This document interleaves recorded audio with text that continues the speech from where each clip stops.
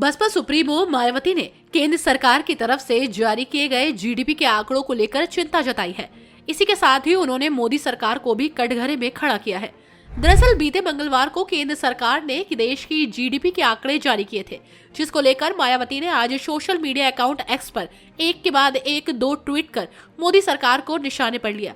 Baspa supremo ने x पर लिखा कि 4 वर्षों में सबसे कम 6.4% रह सकती है विकास दर।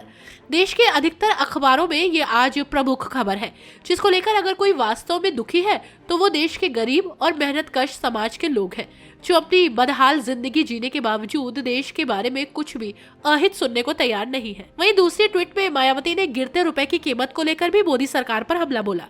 उन्होंने लिखा, विश्व बाजार में रुपए के लगातार घटते भाव से भले ही गरीबों का सीधा संबंध न हो, फिर भी उससे वो खुश नहीं है।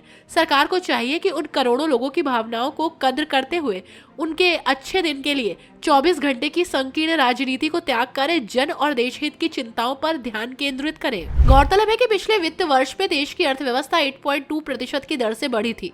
मंगलवार को जारी सरकारी आंकड़ों में ये जानकारी दी गई। एनएसओ ने वित्त वर्ष 2024-25 के लिए राष्ट्रीय आय का पहला अग्रिम अनुमान जारी करते हुए कहा कि वास्तविक जीडीपी के इस वित्त वर्ष में 6.4% की दर से बढ़ने का अनुमान है। तो वहीं वित्त वर्ष 2023-24 के लिए जीडीपी वृद्धि का अस्थायी अनुमान 8.2% रहने की बात कही गई। एनएसओ का चालू वित्त वर्ष के लिए जीडीपी वृद्धि का अनुमान भारतीय रिजर्व बैंक के अनुमान से कम है।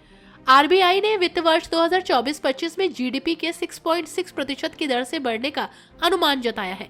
तो वहीं अब मायावती ने मोदी सरकार को आर्थिक मोर्चे पर सीधा घेरा है।